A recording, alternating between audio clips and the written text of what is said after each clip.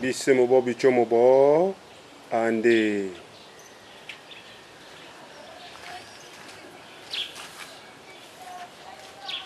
Bonjour, bienvenue sur Africa Light.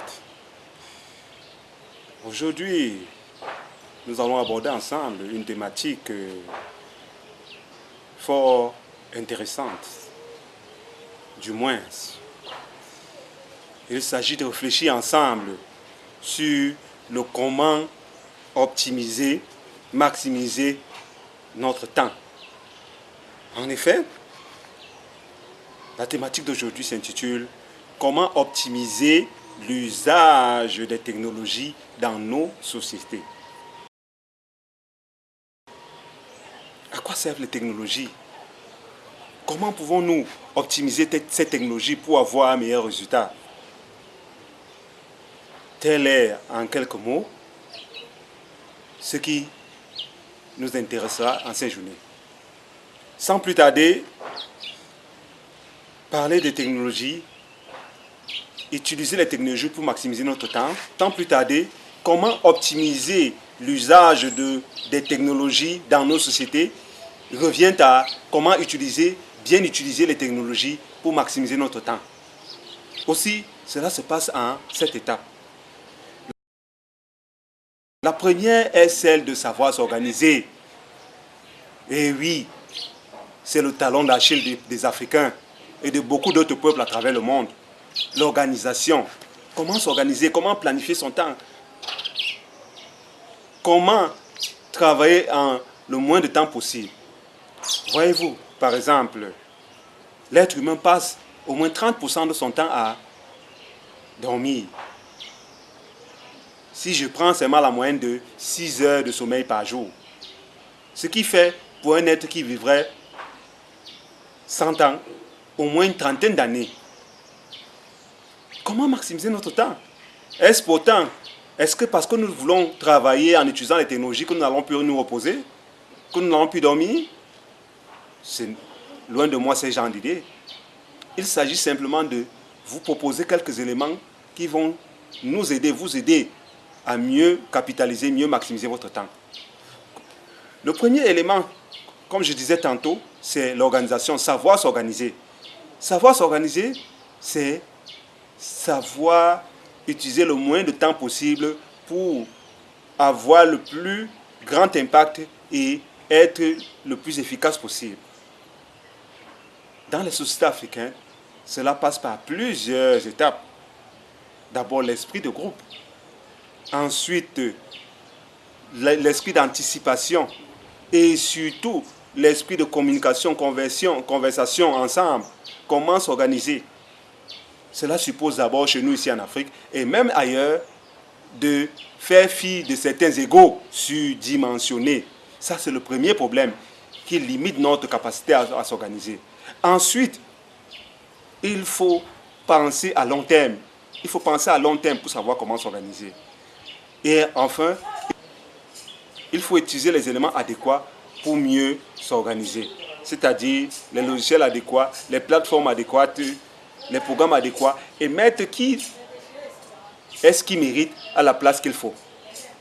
En bref, savoir s'organiser, c'est la première phase pour réussir à capitaliser et à atteindre un résultat optimum. Ensuite, pour mieux optimiser notre temps et avoir un usage efficient des technologies dans nos sociétés, il faut savoir comment utiliser les logiciels. Utiliser les logiciels et les technologies simples. La simplicité est généralement le caractère des génies. Mais cette simplicité, elle est à la disponibilité de tout le monde. Comment être simple? Un exemple. Est-ce que vous êtes obligé de faire une vidéo pareille en caméra HD quand votre technologie, votre téléphone, qui malgré sa lentille réduite, peut vous donner une image acceptable? Pour débuter par exemple dans l'affiliation de dropshipping ou l'infoprenariat, vous pouvez utiliser par exemple votre téléphone ou utiliser comme je le fais actuellement une caméra Canon.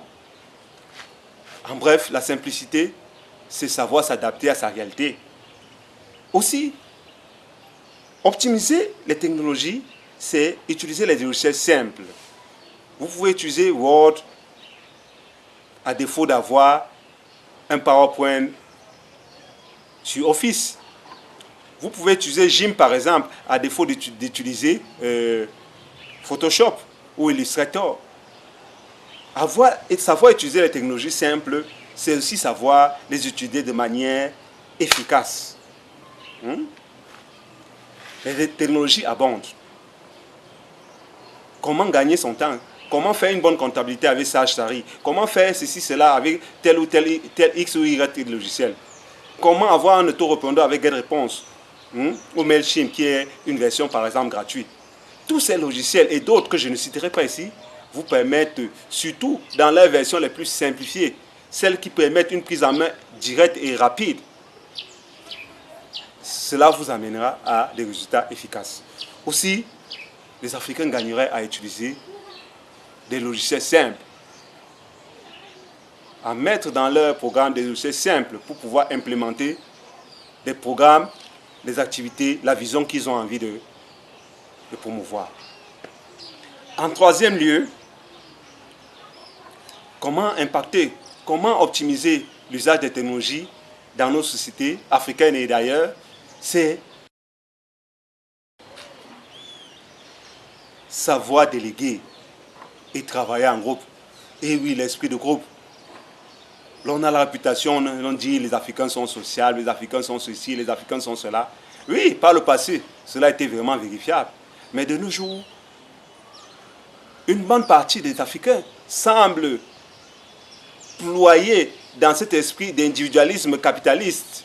Disons, du moins, la version, du moins, c'est le côté le moins intéressant du capitalisme.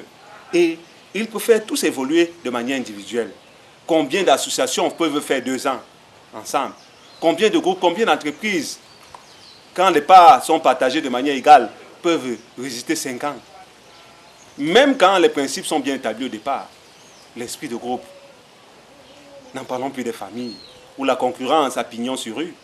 L'esprit de groupe, c'est ce qui manque le plus aux Africains. Mais à cet esprit de groupe, il faut aussi ajouter le savoir déléguer. À partir d'un certain nombre d'activités, si vous faites déjà un chiffre d'affaires de plus de 50 millions, dans une activité X ou Y, dans l'infoprenariat ou bien peut-être dans le dropshipping, et que c'est vous-même qui faites des designs, c'est vous qui faites des visuels, c'est vous qui faites tout, c'est vous qui faites la comptabilité, à un moment donné, vous pouvez avoir un burn-out. Aussi, apprenons à déléguer. Cet exemple est à tous les niveaux. Je commencerai même au plus haut niveau. Le savoir déléguer. Ça suppose l'humilité, mais ça suppose aussi de prendre les personnes qu'il faut à la place qu'il faut. Si vous voulez progresser, si nous voulons progresser, nous devons prendre les meilleurs et les intégrer dans nos programmes et travailler avec eux. Et savoir repartir les pourcentages. L'esprit de groupe, l'esprit de délégué, savoir déléguer les tâches, les activités, c'est le troisième point qui nous permettra d'avancer vers une meilleure culture de nous-mêmes. Un meilleur usage de nos technologies. En quatrième point, il faut apprendre à capitaliser. Et oui, le temps. J'insiste sur le point du temps.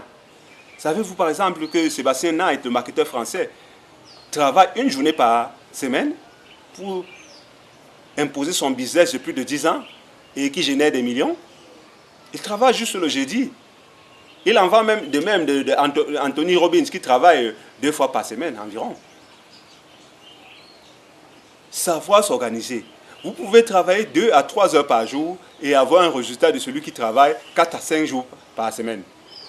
Qui travaille même 10 heures par jour et environ 4 à 5 jours par semaine. Le plus important, c'est de savoir comment maximiser. Les tâches les moins importantes ou les plus gourmandes en énergie ou les tâches où vous n'êtes pas spécialisé, vous les déléguez et vous payez le prix. Vous vous associez à des gens compétents. Vous installez des systèmes d'automatisation. Vous installez une comptabilité efficience. Vous installez des statistiques. Vous tenez compte des statistiques. Pourquoi nous en Afrique avons-nous peur des statistiques? Pourquoi avons-nous peur des statistiques? Difficile de voir des statistiques, que ce soit sur la population, que ce soit la santé, quel que soit le domaine, qui date de moins de 2 ans. Il est difficile. Parce que nous voulons tout politiser. Et au final, regardez les résultats. apprenons à bien gérer notre temps. Il y a des logiciels pour cela, qui vous permettent de gagner en temps. Il y a des logiciels qui vous indiquent avec des minuteurs. Et utilisons les logiciels dédiés. Apprenons à capitaliser le temps. Le temps, c'est ce qui est irremplaçable. Apprenons à bien utiliser, à bien maximiser notre temps. En cinquième lieu, comment optimiser l'usage des technologies dans nos sociétés? C'est s'éduquer au monde des technologies et des nouvelles technologies de l'information et de la culture.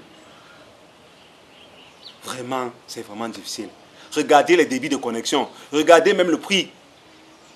Vous prenez une connexion, je prends le minimum de 100 mégabits qui est supposé pour faire des téléchargements de 2 vidéos de 40 mégabits. Et après 1 heure, et juste peut-être une vidéo téléchargée même à moitié, la connexion ne marche plus. Les débits de connexion. L'honnêteté même. Les opérateurs qui se jouent de la gueule des Camerounais et des Africains en général. Les débits de connexion qui vraiment sont déplorables. Comment voulons-nous évoluer avec cela? Il faut s'éduquer aux technologies. Il faut s'éduquer aux technologies. Envoyer des experts, former nos jeunes africains dans des pays et faire revenir cette expertise. Faire des contrats avec obligation de résultats, comme ça se passe en Chine et en Inde. La Chine, par exemple, quand elle a voulu se développer dans les années 70 et 80, a envoyé des milliers de jeunes en Occident pour apprendre des nouvelles technologies avec des contrats et obligations de retour. Obligation de retour, sinon, vous payez une amende qui valait 5 fois, 6 fois le prix du contrat de la bourse à vous attribuer pendant vos études.